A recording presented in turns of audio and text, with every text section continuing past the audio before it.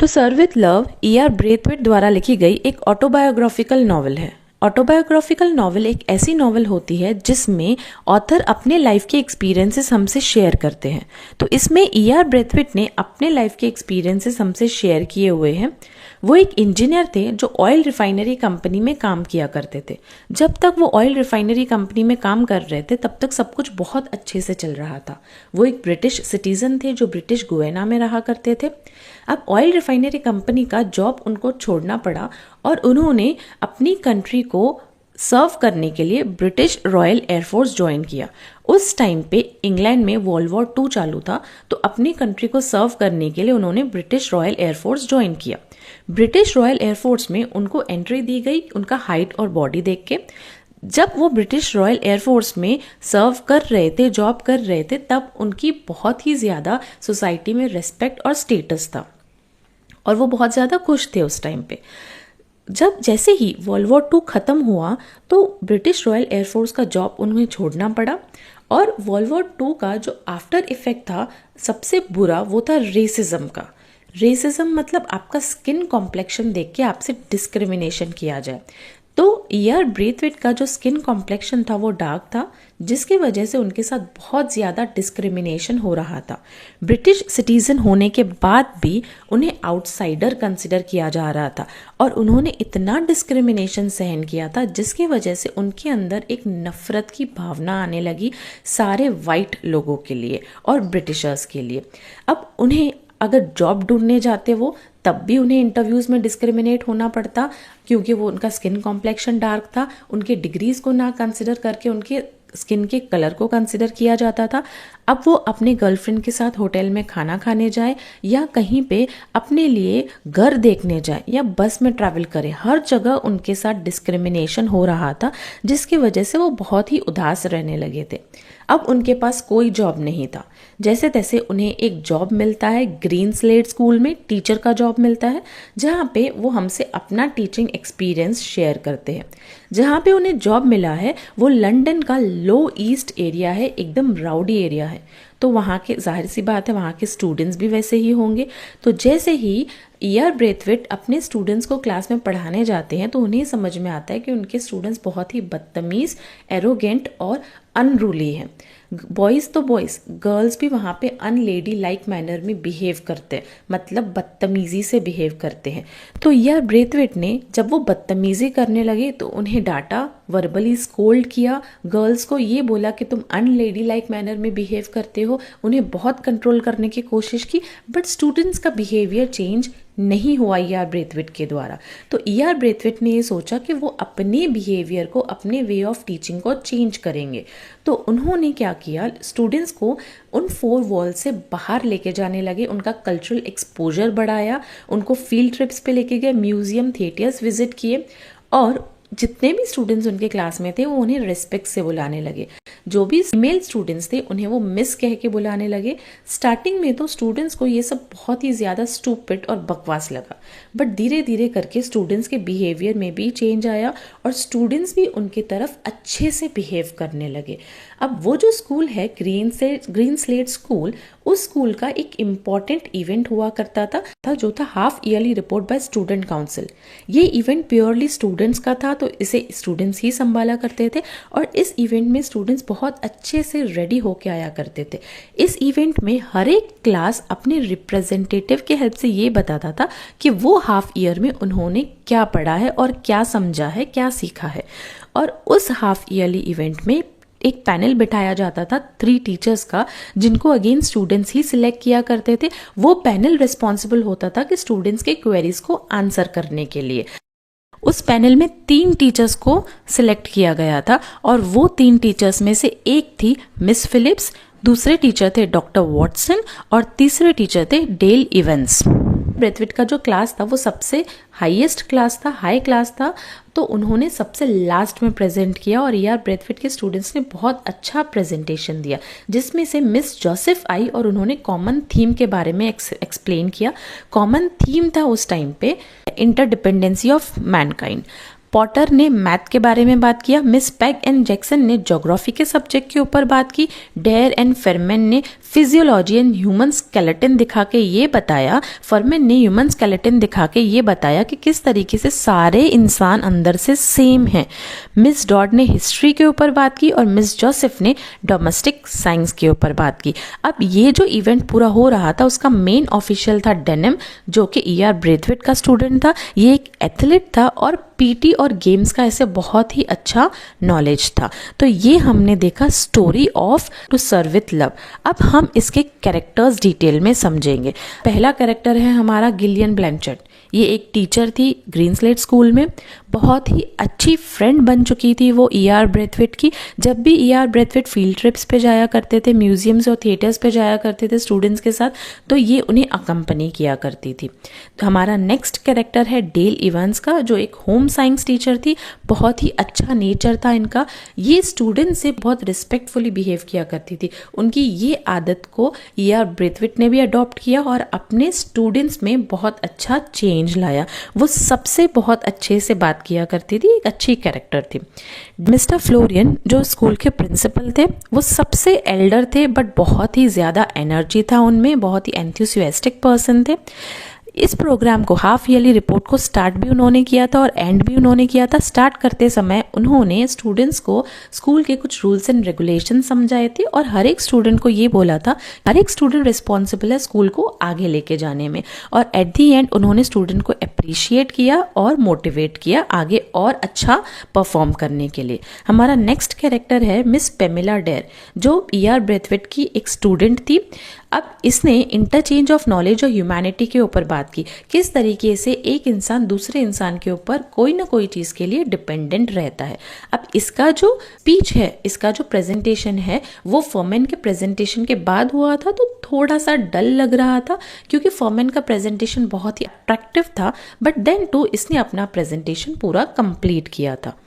Denim E.R. Brathwaite के class का एक स्टूडेंट था। बाकी स्टूडेंट्स जैसे ये भी रूड और डिसरेस्पेक्टफुल था ब्रेथवेट की तरफ, बट ब्रेथवेट के टीचिंग के वजह से डेनिम में बहुत सारे चेंजेस आए। उसमें पेशेंस डेवलप हुआ, उसमें एक मैच्योरिटी आई, जिसके वजह से वो अब ड्यूरिंग प्रेजेंटेशन दूसरों को रिस्पेक्ट से बुलाने लगा।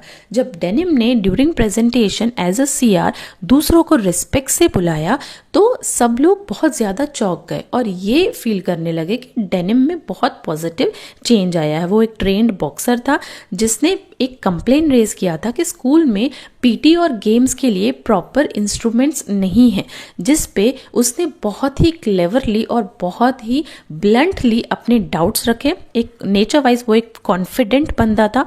नेक्स्ट कैरेक्टर है फॉरमैन का, जो एक कॉमिक रिलीफ कैरेक्टर है, जिसने हाफ ईयरली रिपोर्ट के सीरियस सिचुएशन को ह्यूमर में बदल दिया और उसने ये लोगों को समझाया कि कैसे सारे ह्यूमंस आर सेम।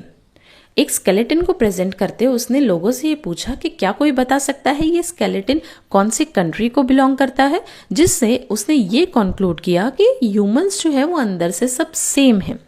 तो ब्रदरहुड को और Mankind and interdependency among world Nations, इसको इम्पोर्टेंस देते हुए उसने लोगों को ये समझाया कि हम सबको एक दूसरे की हेल्प करनी चाहिए। वन बाय वन पॉटर, सेपियानो, जैक्सन, मिस पेग, उन्होंने भी अपने रिपोर्ट्स प्रेजेंट किए अपने सब्जेक्ट पे और ये बताया कि उन्होंने किस तरीके से लेसन्स को डीपली समझा है। मिस जोसेफ ब्रेथवेट के क्लास की एक स्टूडेंट थी। डेनिम के साथ मिलके मिस जोसेफ ने हाफ ईयरली रिपोर्ट के इवेंट को होस्ट किया था। सारा इवेंट स्मूथली जाए इसलिए उसने बहुत ज़्यादा मेहनत की थी। ब्रेथवेट के क्लास का जब रिपोर्ट प्रेजेंट करने का चांस आया तो सबसे पहले मिस जोसेफ ने ही इंट्रोड्यूस किया क्लास का थीम और उसने ये इंट्रोड्यूस किया कि क्लास का थीम क्या था। क्लास का थीम था brotherhood and interdependency of Mankind. वो नेचर वाइज बहुत ही कॉन्फिडेंट थी और बहुत अच्छे से डोमेस्टिक साइंस के ऊपर उसने अपना स्पीच डिलीवर किया था। नेक्स्ट कैरेक्टर है मिस फिलिप्स का, जो ग्रीनस्लेट स्कूल में एक टीचर थी। पैनल पे जो 3 टीचर्स बिठाए गए थे स्टूडेंट्स की क्वेरी सॉल्व करने के लिए, उनमें से एक मिस फिलिप्स थी। उन्हें brainless and unintelligent teacher consider किया जाता था, बट जैसे ही स्टूडेंट्स का क्वेश्चनिंग और डाउट्स स्टार्ट हुए तो ये क्लियर हो गया कि Miss Phillips best informed teacher थी उन तीनों में से, क्योंकि उन्होंने बहुत इंटेलिजेंटली टैक्टफुली सबको इम्प्रेस करते हुए स्टूडेंट्स के डाउट्स सॉल्व किए। डेनिम ने और फर्मेल ने जो क्रिटिसिज्म किया और जो कॉन्फिडेंटली डाउट्स रेज किए उसे बहुत अच्छी इंटरेक्शन करके कामली हैंडल करके उन्होंने आंसर किए। नेक्स्ट हम समझेंगे theme of the novel. Exam में आने वाला बहुत ही इंपॉर्टेंट क्वेश्चन है जिसमें आपसे पूछा जा सकता है explain the theme of the novel 4.2 to serve with love. तो इस नॉवल का प्राइमरी थीम है स्टूडेंट टीचर रिलेशनशिप, जहां पे ये बताया गया है किस तरीके से कुछ arrogant disrespectful ill mannered students को उन्होंने चेंज किया, कैसे उन्होंने उस मैनर्ड स्टूडेंट्स को, बैड बिहेवियर स्टूडेंट को अपने पेशेंट और टॉलरेंस के हेल्प से, अपने चेंज बिहेवियर के हेल्प से उनको भी चेंज किया, किस तरीके से उन्हें वो सही डायरेक्शन में लेके गए और आगे जाके एक अच्छा स्टूडेंट बनाया, ये बताया गया है। दूसरा थीम है इस नॉवल का रेसिज्म एंड प्रिजुडिस, जिसमें ये बताया गया है किस तरीके से स्किन कॉम्प्लेक्शन को के ऊपर डिस्क्रिमिनेशन किया गया, इस तरीके से रेसिज्म के वजह से नरेटर ने, ऑथर ने, E.R. ब्रेथवेट ने बहुत कुछ सफ़र किया जिसके वजह से उनके अंदर एक हेट्रेड का फीलिंग डेवलप हुआ। नेक्स्ट पॉइंट है सेंस ऑफ बीट्रेल, किस तरीके से रॉयल ब्रिटिश एयरफोर्स से उन्हें निकाल के एक आउटसाइडर कंसिडर किया। Novel 4.3 from drama section 4 around the world in 80 days. ये नॉवल लिखी गई है एक फ्रेंच नॉवेलिस्ट ने जिनका नाम था जुल वर्ने। ये एक फ्रेंच नॉवेलिस्ट थे, पोएट थे और प्ले राइट थे। ये जो नॉवल है around the world in 80 days, ये नॉवल एक फ्रेंच ट्रेवल एडवेंचर नॉवल है जिसे फ्रेंच ऑथर ने लिखा हुआ है।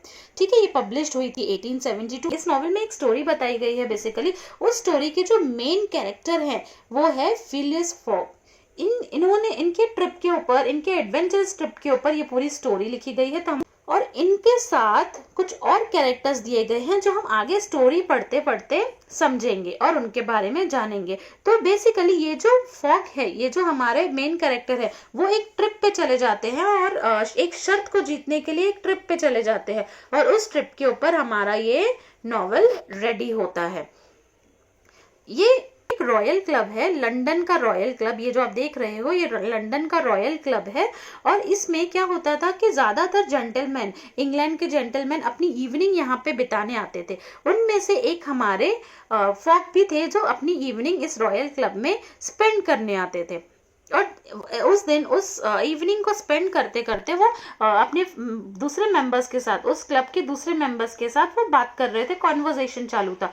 तब उनके हाथ में सब न्यूज़पेपर था, एक डेली टेलीग्राम न्यूज़पेपर था जिसमें एक न्यूज़ आई हुई थी। और वो न्यूज़ क्या थी कि इंडिया में रिसेंटली एक नया रेलवे सेक्शन स्टार्ट हुआ है जिसके वजह से ऐसा बोला जा रहा है कि हम ये पूरी दुनिया 80 डेज में घूम सकते हैं, पूरा वर्ल्ड हम 80 डेज में घूम सकते हैं। तो ये चीज़ को बाकी के जो मेंबर्स थे, फॉग को छोड़ के बाकी के जो मेंबर्स थे वो डिसएग्री कर रहे थे।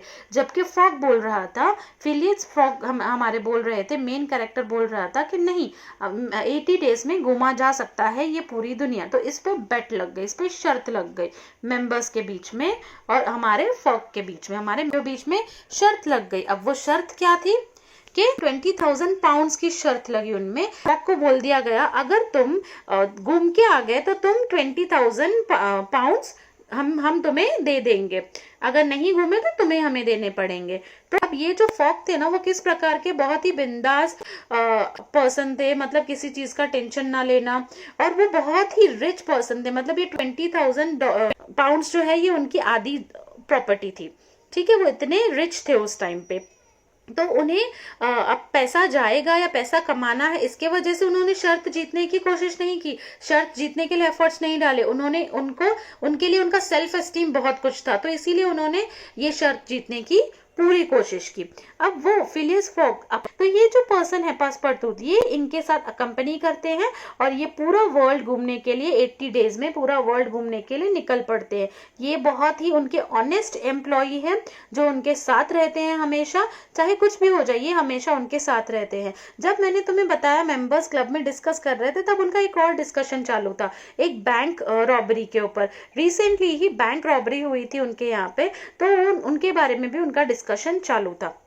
तो ये पासपोर्ट और फॉग ये दोनों घूमने जाते हैं, मतलब पूरा वर्ल्ड को ट्रैवल करने के लिए निकलते हैं। अब ये जो वो ट्रैवल करने के लिए निकलते हैं 80 डेज में, जो उन्होंने शर्त लगाई है वो पूरा करने के लिए जब वो निकलते हैं, तो उनके साथ एक और इंसान ऐड हो जाता है जिसका नाम है डिटेक्टिव फिक्स। ये डिटेक्टिव आपको पता है जासूस, इसका नाम था फिक्स, ठीक है, ये जासूस का नाम था फिक्स। अब जैसे मैंने तुम्हें बताया उनके बीच में डिस्कशन हो रहा था बैंक रॉबरी का, तो ये जासूस को, ये डिटेक्टिव फिक्स को ऐसा लगता है कि फॉग ने ही चोरी की हुई है। बट ये जो पासपोर्ट है ये इसका बहुत ही लॉयल एम्प्लॉय था और ये इस पे बहुत ही विश्वास करता था, इसीलिए इसे ऐसा लगता था कि ये मेरे बॉस ने, फॉग ने चोरी नहीं की है। इन्हें पूरा विश्वास था, इन्हें नहीं पता था कि चोरी किसने की है, बट मुझे फॉग पे पूरा भरोसा है, ऐसा वो कहते थे। बट फिक्स को फॉग पे पूरा डाउट था, तो इसीलिए पूरे ट्रैवल में, पूरे ट्रिप में ये उनके पीछे घूमते रहे और ये जो फिक्स है वो उनके लिए सबसे बड़ा हर्डल बनते रहे, फॉग के लिए सबसे बड़ा हर्डल बनते रहे। वो उन्हें अरेस्ट करना चाहते थे और बहुत बार उन्होंने अरेस्ट भी करना चाहा, बट उनके पास कोई वारंट नहीं था, फिक्स के पास कोई वारंट नहीं था, इसलिए वो फॉग को अरेस्ट नहीं कर पा रहा था। बट फिक्स की वजह से फॉग का बहुत ज्यादा टाइम वेस्ट हो रहा था। अब फॉग जो है वो वर्ल्ड अराउंड, पूरे वर्ल्ड में 80 डेज में घूमने के लिए तो गए। उन्होंने शुरुआत कहाँ से की? इजिप्ट से शुरुआत की। इजिप्ट के सुइज शहर से उन्होंने शुरुआत की। उसके बाद वो बॉम्बे गए, उस टाइम पे मुंबई को बॉम्बे बोला जाता था। इंडिया में आए, जैसे ही वो इंडिया में आए स्टूडेंट्स, मैं आपको बता दूं आगे वो कहाँ गए वो मैं आपको बताती हूँ, बट उससे पहले मैं आपको ये बता दूं कि जैसे वो इंडिया आए तो उन्हें पता चला कि वो जो न्यूज़ थी, कौन सी न्यूज़? रेलवे सेक्शन की, वो एक झूठी न्यूज़ थी, फेक न्यूज़ थी, वो रियल नहीं थी। तो उन्होंने रेलवे सेक्शन का तो नहीं बट एक एलिफेंट का हेल्प लिया था वहां पे। उस टाइम पे उन्हें इंडिया में एक लेडी मिली जिसका नाम था औडा। अब ये जो लेडी है उसके हस्बैंड का डेथ हो चुका था, और उस टाइम पे पुराने जमाने में ऐसा होता था कि अगर किसी लेडी का हस्बैंड का डेथ हो जाए तो उस विडो को क्या करते थे? जिंदा जला दिया जाता था। सती आपने सुना होगा, तो उसके साथ वही होने वाला था। बट यहाँ पे फॉग ने आके उन्हें उसे बचा दिया और वो अपने साथ उसे भगा के लेके गया। तो अब इनके ट्रिप में 3 लोग शामिल हो गए, एक फॉग और इसका जो एम्प्लॉय था वो पासपोर्ट और औडा। इंडिया के आगे वो बॉम्बे जाने के बाद वो कलकत्ता के बाद विक्टोरिया गए, जो हांगकांग में आता है। हांगकांग के बाद वो योकोहामा जो जापान में आता है।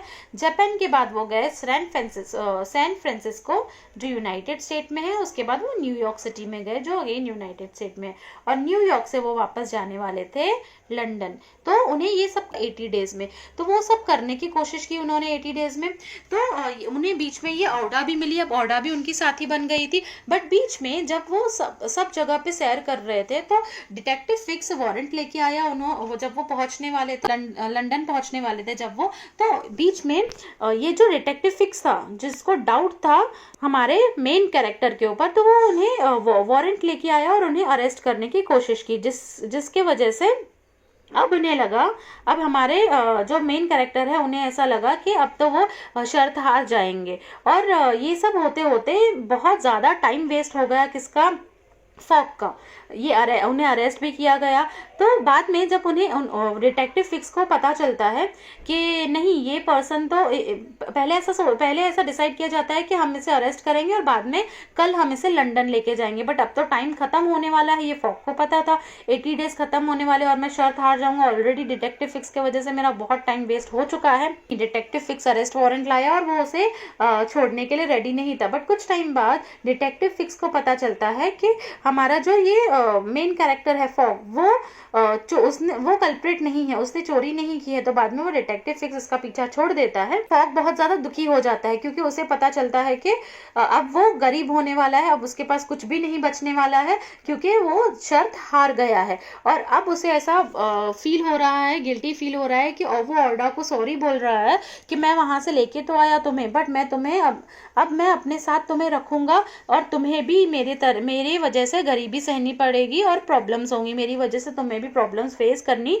पड़ेंगी। तो औडा उसे क्या बोलती है? मुझे उससे कोई तकलीफ नहीं है, मैं चाहती हूँ कि तुम मुझसे शादी कर लो। तो औडा फिर भी उसे मैरिज प्रपोजल देती है और वो बहुत खुश हो जाता है उसके लिए। और वो दोनों अब तब वो हमारा जो मेन कैरेक्टर है वो तभी दुखी था। बट बाद में उन्हें उनका जो उस मेन कैरेक्टर का फॉग का जो एम्प्लॉय था पासपोर्ट जो उसके साथ रहता था हमेशा, वो कुछ मैरिज फिक्स करवाने के लिए, इन दोनों का मैरिज फिक्स करवाने के लिए किसी पंडित के पास जा रहा था, क्लर्जी मैन के पास जा रहा था। तो मैरिज फिक्स करवाने के टाइम पे वो डेट्स देख रहे थे कि हम कल की डेट पे उनका शादी करेंगे। तो जब वो समझ रहे थे, सपोज आज वो समझ रहे थे कि मंडे है और लास्ट डे है हमारा, अब 80 डेज खत्म हो चुके हैं, बट जब वो शादी फिक्स करवाने जा रहा था क्लर्जी मैन के पास, तब उसे पता चला अरे आज मंडे नहीं, आज तो संडे है। आपको पता होगा कि हर एक कंट्री में टाइम जोन थोड़ा सा अलग अलग होता है। अगर हमारी कंट्री में आज रात है तो दूसरे कंट्री में अभी सुबह हो रही होगी या शाम हो रही होगी, तो वैसा टाइम जोन डिफरेंट रहता है। तो उसके वजह से उनको थोड़ा सा कन्फ्यूजन हो गया और बाद में पासपोर्ट टूट को पता चलता है कि नहीं, आज तो संडे है, मंडे नहीं, और लास्ट डे तो मंडे है, 80 डेज तो मंडे को कंप्लीट होंगे, बट अभी भी हमारे 79 डेज ही कंप्लीट हुए हैं। तो ये एक उम्मीद जागती है फॉग के अंदर कि मैं तो ये शर्त जीत सकता हूँ, और वो बहुत खुश हो जाता है। औडा भी बहुत खुश हो जाती है उसके साथ, और वो फटाफट क्लब पहुंचने की जल्दी करता है। कौन सा क्लब? जो मैंने आपको बताया था, उस क्लब में जो इंग्लैंड में लंदन में था, जहाँ पे ये अपनी इवनिंग स्पेंड, जहाँ पे उसने शर्त लगाई थी। तो वो वहाँ पे भागता है और बाकी मेंबर्स के सामने जाके पहुँचता है और बताता है कि मैं पूरा वर्ल्ड 80 डेज में घूम के आया। तो ये थी हमारी स्टोरी आपको फिलिस फॉग की, जो जूल वर्ने द्वारा लिखी गई है। 4.4 the sign of 4। This novel is written by sir Arthur Conan dial.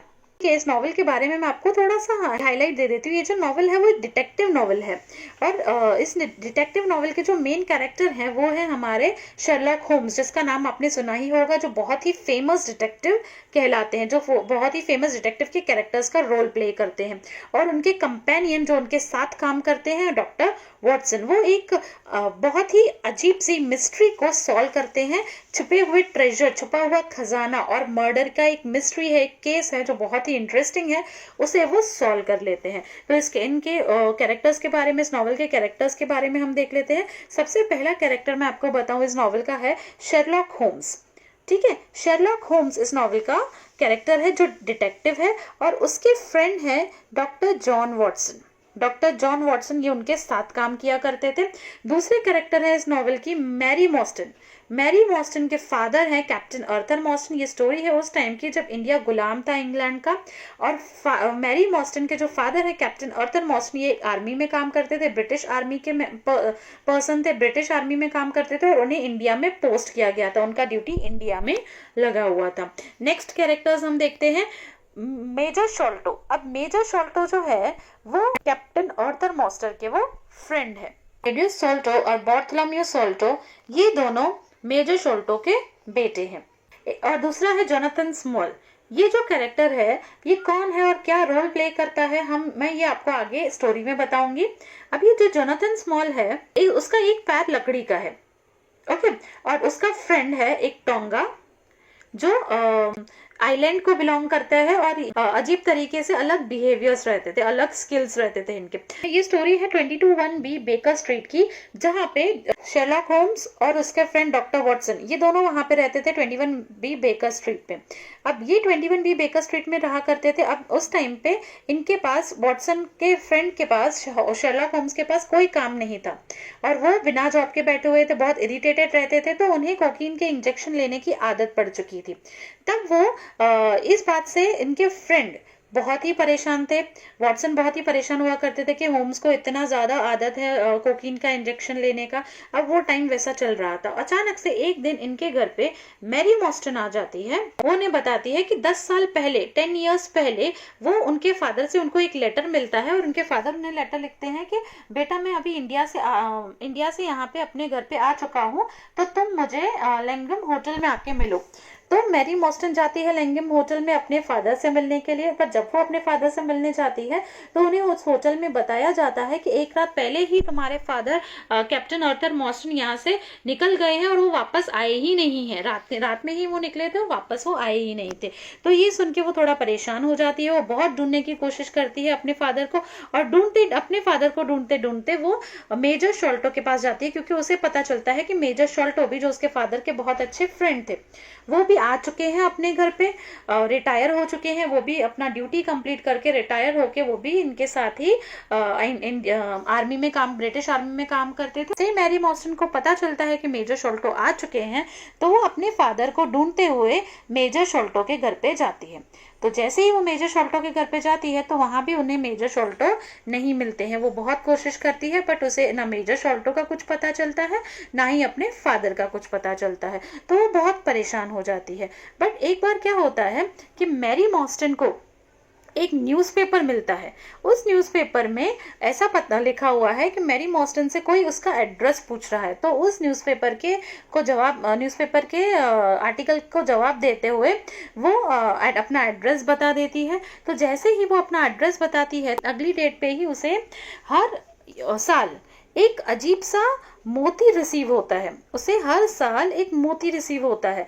अब वो मोती हर साल कौन बेचता है और क्यों बेचता है ये उसे बिल्कुल पता नहीं है। तो अब ये 6 साल से हो रहा है। 6th ईयर में उस मोती के साथ उसे एक लेटर भी आता है और उस लेटर में ऐसा लिखा हुआ है, मैरी मॉस्टन को जो लेटर आ रहा है मोती के साथ आया है, उस लेटर में ऐसा लिखा हुआ है कि मैं तुम्हारे फादर के बारे में सब कुछ जानता हूँ और तुम्हें जानना है तुम्हारे फादर के बारे में, तो तुम मुझसे आज 7 बजे आके मिल लो।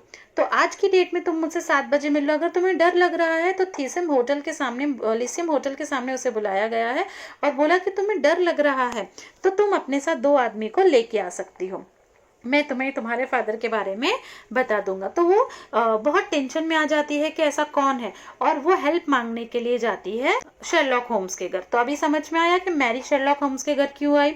अब वो जब शेरलॉक होम्स के घर आती है तो उसे ये लेटर दिखाती है जिस लेटर में लिखा हुआ था कि मुझे तुम्हारे फादर के बारे में सब कुछ पता चल गया है। तो अब शेरलॉक होम्स, मिस्टर वॉटसन और मैरी ये तीनों जाते हैं उस थिएटर के सामने।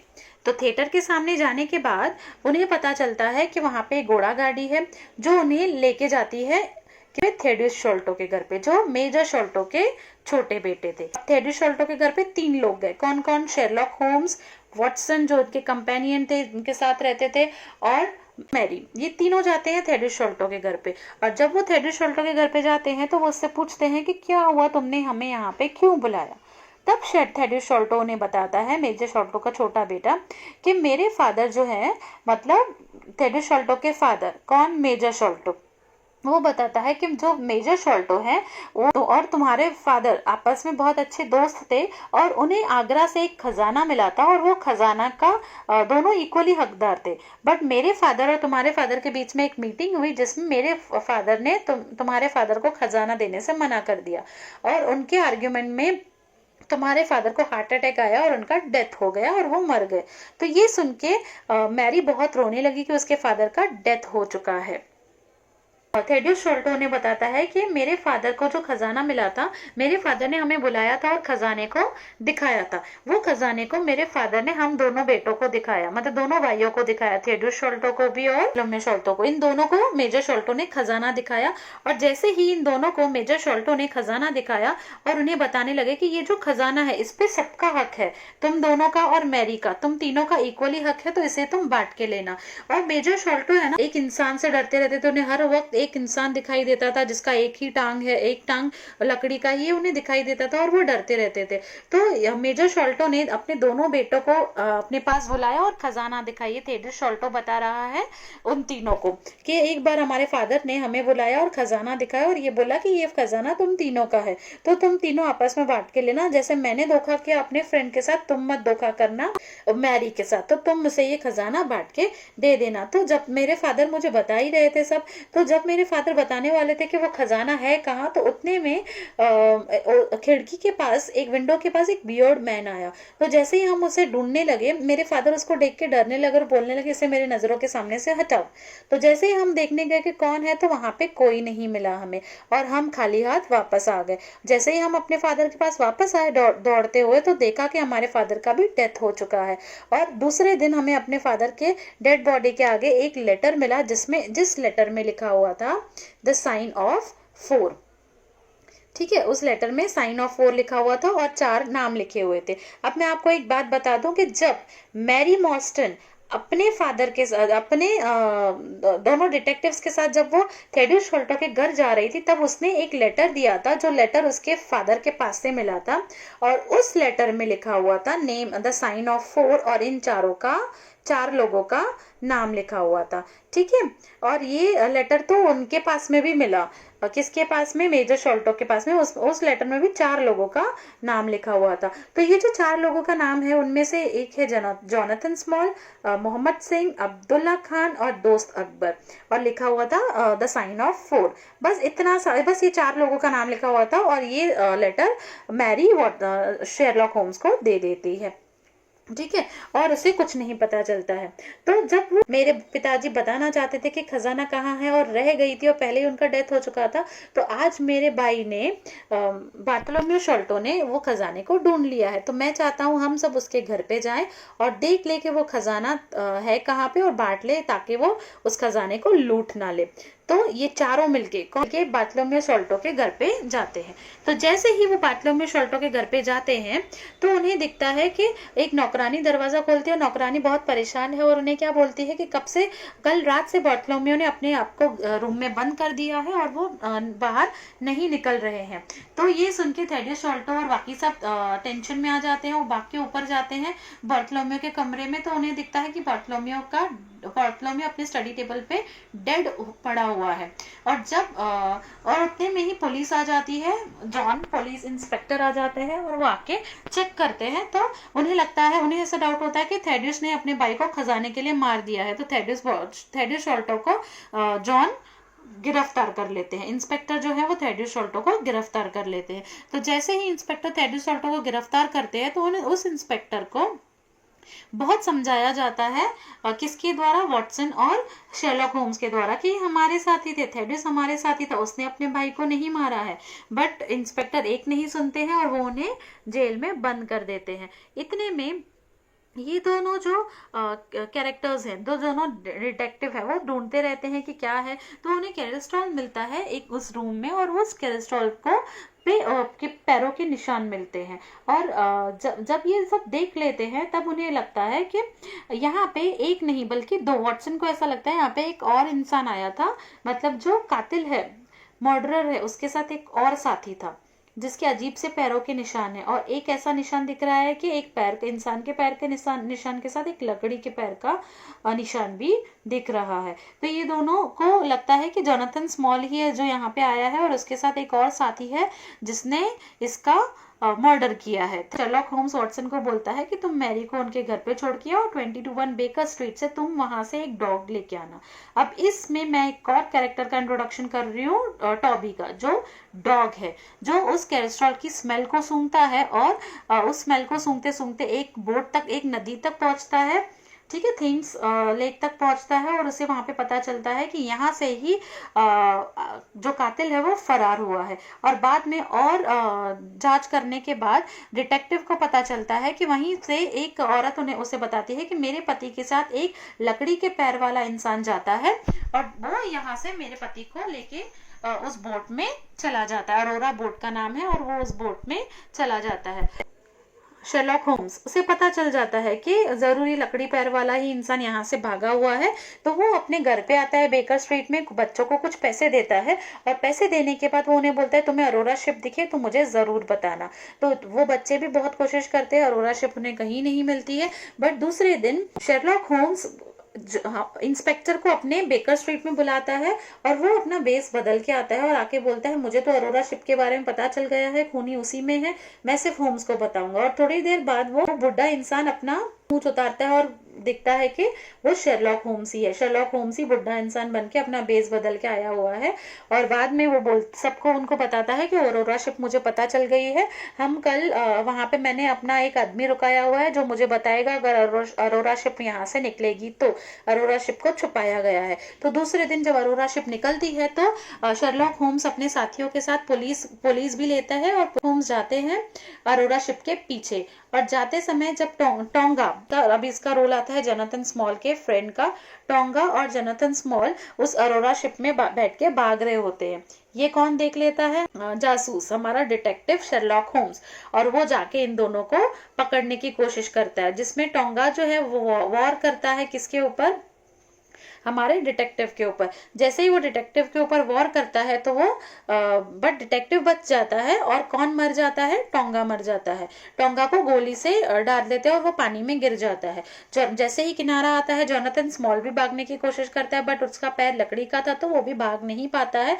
और हमारे जो डिटेक्टिव है वो जोनाथन स्मॉल को पकड़ लेते हैं। पकड़ने के बाद वो 21 बी बेकर स्ट्रीट में लेके आते हैं और बेकर स्ट्रीट में लेके आने के बाद उनकी बातचीत होती है और जोनाथन स्मॉल उन्हें सब सच बताता है। जोनाथन स्मॉल अब उन्हें क्या बताता है कि मुझे मेरा जो पैर है एक मगरमच्छ ने खा लिया था, और तब मुझे आगरा में एक ड्यूटी दिया गया था सिक्योरिटी गार्ड का। जैसे ही मुझे ड्यूटी दिया गया सिक्योरिटी गार्ड का, मेरे पास कुछ 3 लोग आए और उन तीनों लोगों ने मारने की धमकी दी और बोला कि तुम्हें खजाना लूटने में हमारी मदद करनी होगी वरना मैं तुम्हें मार डालेंगे। तो मुझे उनकी मदद करनी पड़ी। वो तीनों इंडियंस थे, वो तीनों फॉरेनर्स नहीं थे। मुझे उनकी मदद करनी पड़ी और उन तीनों की मदद करते करते मैं पकड़ा गया और मुझे जेल में डाल दिया गया। और मुझे जब जेल में डाला गया तो मैंने इनको बोला था, दोनों को, किसको? मेजर शॉल्टो को मैंने बोला था कि अगर तुम मुझे जेल से छुड़ाओगे तो मैं तुम्हें खजाने का एड्रेस दूंगा। तो मैंने उसे खजाने का एड्रेस तो दे दिया, खजाने का पता तो बता दिया, बट उसने मुझे धोखा दिया और वो भाग गया और उसने मुझे जेल से नहीं छुड़ाया। उससे मैंने इतने टाइम जेल में रहा, फिर मैं जेल से भागा अपने फ्रेंड टोंगा की मदद से, क्योंकि वो भी बीमार रहता था बट वो रिकवर हुआ, बट मैं उसकी मदद से उस जेल से भागा। और मेरा ये मकसद था, मैं बदला लेना चाहता था मेजर शॉल्टो से, क्योंकि उसने खजाने को अपने तरफ चुरा लिया था। तो वो मेजर शॉल्टो ने गलत किया था जोनाथन स्मॉल के साथ, इसीलिए बार बार उसे जोनाथन स्मॉल दिखते रहते थे। तो ये है स्टोरी और ये बताया जा रहा है कि जो उस खजाने के पीछे भागता था वो मरता था। तो बार्थोलोमेव शॉल्टो, उसका डेथ होता है, उसका भी खजाने की वजह से ही डेथ होता है। खजाना लेके वो भाग जाते हैं दोनों, जोनाथन स्मॉल और उसका फ्रेंड टोंगा। और उसका फ्रेंड जो टोंगा है वो पता कैसे चलता है कि वो टोंगा है? टोंगा भी वहां आया है क्योंकि उनके जो पैर है वो अलग टाइप का निशान छोड़ते हैं, जो कर्वेस्टर के ऊपर वो निशान छोड़ा था, जिसको एक बुक में पढ़ के शर्लॉक होम्स ने पता कर लिया। तो इस तरीके से ये स्टोरी एंड होती है। और जब ये स्टोरी खत्म होती, मिस्ट्री सॉल्व हो जाती है, तो यहाँ पे जो शर्लॉक होम्स का कंपेनियन था वॉटसन, वो मैरी को प्रपोज करते हैं। उन दोनों के बीच में प्यार हो जाता है और मैरी उसे उसका प्रपोजल भी एक्सेप्ट कर लेती है। तो इस तरीके से यहाँ पे ये मिस्ट्री सॉल्व होती है। अगर